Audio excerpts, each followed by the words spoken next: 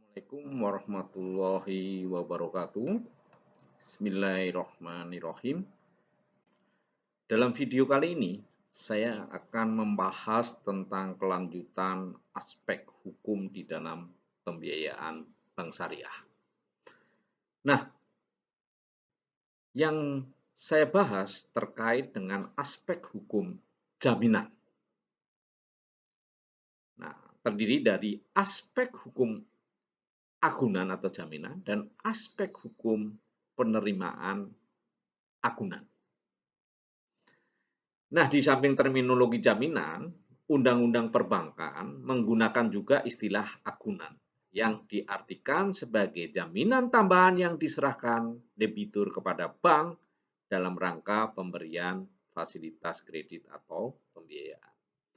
Nah, membahas tentang aspek jaminan ini, karena ini terkait hukum positif, sehingga masih sering akan didengar tentang fasilitas kredit, jaminan, debitur.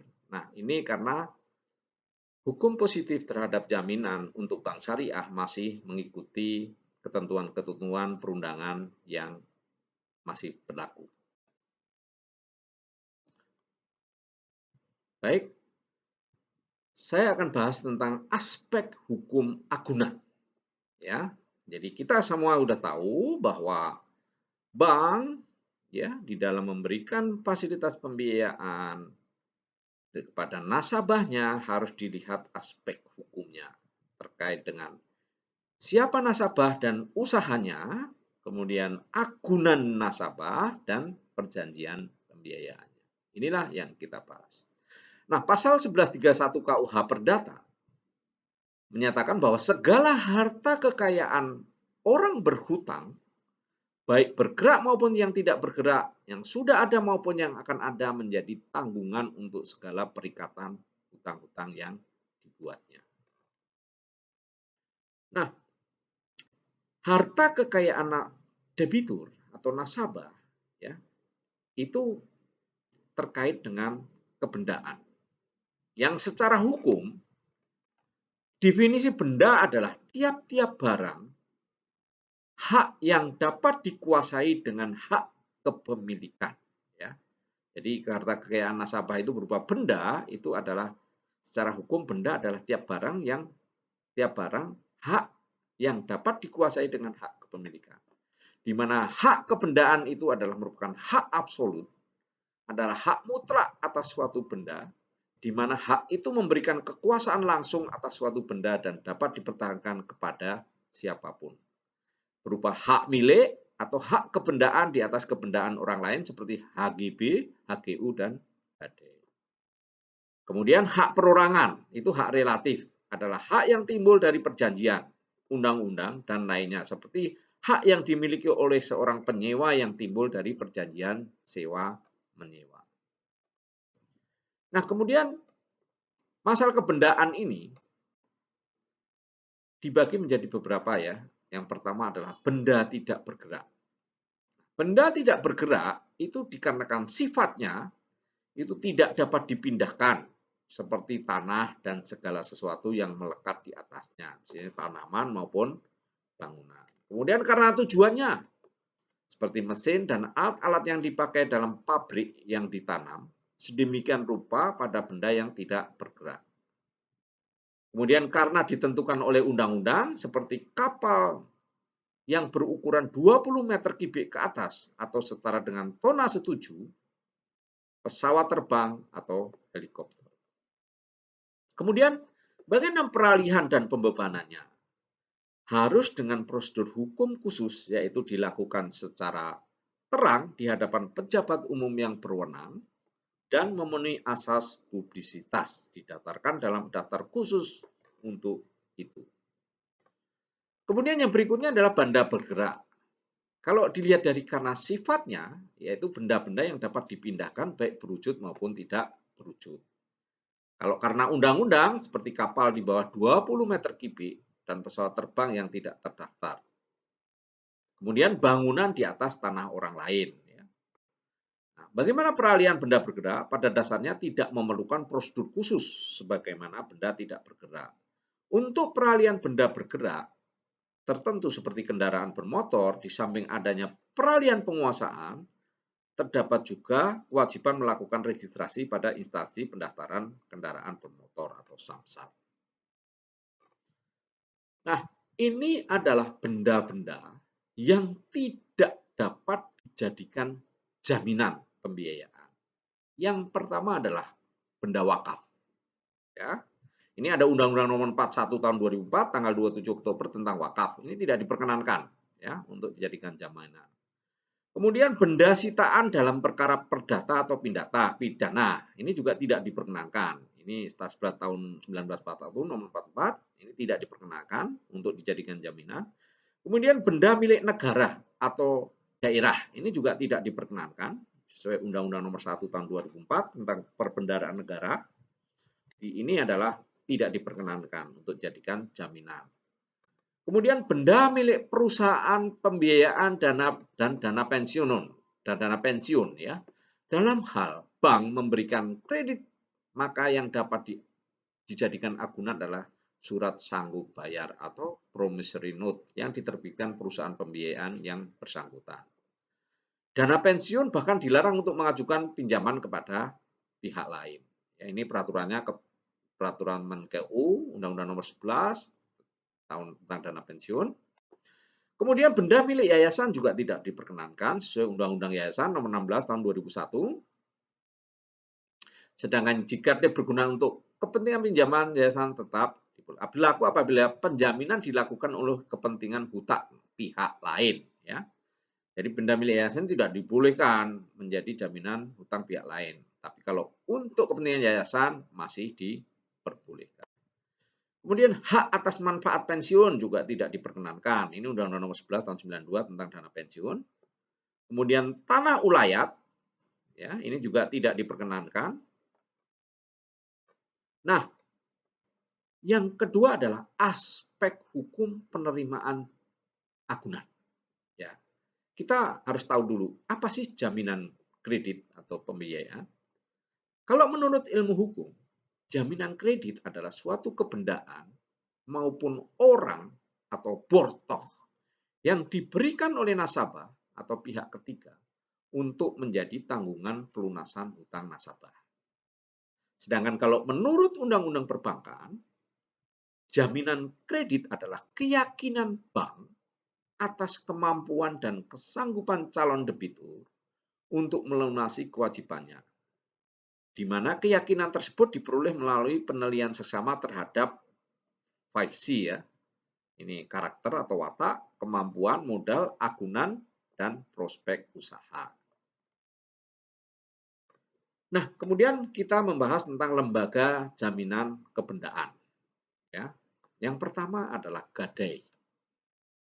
Gadai itu adalah suatu hak yang diperoleh oleh kreditur atas suatu barang bergerak yang diserahkan kepadanya oleh debitur atau orang lain atas namanya yang memberikan kekuasaan kepada kreditur untuk mengambil pelunasan dari barang tersebut secara didahulukan dari kreditur-kreditur lainnya. Ya. Nah, objek gadai itu bisa berupa emas dan yang tidak berwujud seperti deposito, saham, atau surat-surat berharga. Ya, ini dasar hukumnya, KUH Perdata. Kemudian di dalam memproses agunan gadai itu terdiri dari perjanjian pembiayaan sebagai perjanjian pokoknya, diikuti perjanjian aksesorirnya atau perjanjian gadai, dan yang ketiga harus ada penyerahan fisik barang gadai ke bank atau kreditur.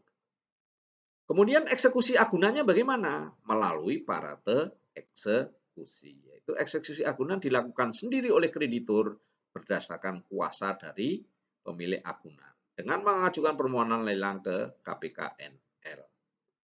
Nah, untuk barang berupa efek yang diperdagangkan di bursa, penjualannya dilakukan sesuai tata cara yang berlaku di bursa. Berikutnya lembaga jaminan kebendaan berikutnya adalah fidusia. Ya, fidusia ini adalah hak jaminan atas benda bergerak dengan penguasaan tetap pada pemberi fidusia yang dimaksudkan sebagai agunan bagi pelunasan hutang tertentu. dan memberikan kedudukan yang diutamakan kepada penerima fidusia terhadap kreditur lain. Jadi ini penguasaannya masih dilakukan oleh nasabah, ya. Berbeda dengan gadai. Kemudian proses pembuatan fidusia. Pertama adalah perjanjian pembiayaannya berupa perjanjian pokok, aksesorirnya perjanjian jaminan fidusia, kemudian dilakukan pendaftaran atas akte fidusia dan penerbitan sertifikat fidusia oleh kantor pendaftaran fidusia, ya. Kira-kira seperti itu. Ini contohnya, ya, fidusia. Nah, apa sih objek fidusia? Terdiri dari barang bergerak, benda bergerak yang dimiliki dan dialihkan baik yang berwujud maupun tidak berwujud, yang terdaftar maupun tidak terdaftar seperti kendaraan bermotor, mesin. Dan benda tidak bergerak yang tidak dapat dibebani hak tanggungan dan hipotek seperti bangunan di atas tanah orang lain, misalnya di atas tanah negara dan sebagainya. Nah, bagaimana hapusnya fidusia? Ya kalau lunas hutangnya. Kemudian musnahnya benda objek fidusia. Nah, jika objek fidusia diasuransikan, maka klaim asuransi akan menjadi pengganti objek jaminan fidusia tersebut. Nah, bagaimana cara eksekusi fidusia? Yang pertama, penjualan di bawah tangan, ya, berdasarkan kesepakatan pemberi dan penerima fidusia, atau fiat eksekusi melalui kekuatan titel eksekutorial yang tercantum dalam sertifikat fidusia dengan mengajukan permohonan fiat eksekusi kepada Ketua Pengadilan Negeri dan lelang melalui KPKNL. Yang ketiga, parata eksekusi, ya, berdasarkan kekuasaan sendiri yang diberikan oleh pemilik agunan dengan mengajukan permohonan lelang ke KPKNL. Ini dasar hukumnya Undang-Undang Nomor 42 tahun 99, yaitu tentang fidusia. Yang berikutnya, lembaga jaminan kebenaran berikutnya adalah hak tanggungan. Ini paling banyak, ya, yang dijumpai di perbankan. Nah, hak tanggungan itu merupakan hak jaminan yang dibebankan kepada hak atas tanah, berikut atau tidak berikut benda-benda lain yang merupakan satu kesatuan tanah untuk pelunasan hutang tertentu yang memberikan kedudukan yang diutamakan terhadap kreditur lain. Ya, jadi ini prioritas. Ya. Adapun objek hak tanggungan terdiri dari hak milik, hak guna usaha, hak guna bangunan, maupun hak pakai di atas tanah negara yang wajib didaftarkan dan dapat dipindah tangankan. Nah, bagaimana proses sertifikat hak tanggungan itu dilakukan? Yang pertama adalah perjanjian pokoknya dulu, perjanjian pembiayaan. Kemudian dilakukan pembuatan akte pemberian hak tanggungan yang menunjuk pada perjanjian pokok di hadapan PPAT di mana hak atas tanah itu berada. Kemudian ke kantor BPN untuk disertifikasikan dan keluar sertifikat hak tanggungan. Ini dasar hukumnya Undang-Undang Nomor 4 tahun 96. Kemudian apa objek hak tanggungan? Tadi adalah hak milik. Ini adalah hak turun-temurun yang paling kuat ini kedudukannya, ya. Di mana hak milik dapat beralih dan dialihkan kepada pihak lain. Kemudian hak guna usaha, ya, hak untuk mengusahakan tanah yang langsung dikuasai oleh negara dalam jangka waktu tertentu guna perusahaan pertanian, perikanan, peternakan. Ini paling banyak nih di perkebunan sawit, itu HGU rata-rata semuanya. Kemudian diberikan atas tanah minimal 5 hektar, jika 20 luasnya di atas 25 hektar atau lebih harus dipakai investasi modal yang layak dan teknik perusahaan yang baik. Jangka waktunya bisa 25 tahun atau maksimal 35 tahun. Ya, dan dapat diperpanjang satu kali maksimal 25 tahun. Dan dapat dialihkan kepada pihak lain. Nah, HGU yang dapat memiliki WNI atau badan hukum. Tapi rata-rata badan hukum yang memiliki HGU. Yang berikutnya adalah hak guna bangunan. Ini adalah hak untuk mendirikan dan mempunyai bangunan atas tanah yang bukan miliknya sendiri dengan jangka waktu maksimal 30 tahun. Jangka waktu HGB dapat diperpanjang maksimal 20 tahun. Dapat dialihkan. Nah, proses terjadinya HGB yang pertama adalah merupakan tanah yang dikuasai negara karena penetapan pemerintah, kemudian tanah milik karena perjanjian otentik antara pemilik tanah dengan pihak yang memperoleh HGB. Dan ini HGB rata-rata dimiliki oleh perusahaan perseroan, ya. Jadi HGB tidak boleh dimiliki per PT itu harus HGB, ya. PT itu memiliki HGB. Kemudian hak pakai atas tanah negara, ini hampir sama dengan HGU. Ini bisa WNI, Badan Hukum, jangka waktunya juga hampir sama dengan HGU, bisa diperpanjang. Kemudian bagaimana cara eksekusi hak tanggungan? Ya, baik melalui penjualan di bawah tangan, fiat institusi, atau parate eksekusi, sama kayak fidusia. Nah, hapusnya hak tanggungan kalau hutangnya lunas. Ya. Dilepaskan HT oleh pemegang HT. Ya. Hapusnya hak atas tanah yang dibebani hak tanggungan, jatuh tempo misalnya. Nah, ini peringkat HT, bank bisa peringkat 1, pemegang HT peringkat pertama, bisa di peringkat kedua, dan seterusnya sepanjang nilainya masih mencukupi. Nah, kemudian bagaimana dengan surat kuasa membebankan hak tanggungan? Jadi SKMHT adalah surat kuasa dari pemilik agunan yang membuka kuasa khusus untuk membebankan hak tanggungan atas agunan pembiayaan. Nah, jangka waktu SKMHT atas tanah itu yang sudah terdaftar itu 1 bulan jangka waktu SKMHT. Tapi kalau belum terdaftar itu 3 bulan, misalnya dalam pengurusan surat girik dalam pengurusan penaikan menjadi SHM atau SKB, ini SKMHT-nya bisa 3 bulan. SKMHT untuk kredit tertentu, misalnya usaha kecil, ya di bawah 50 juta itu cukup dengan SKMHT.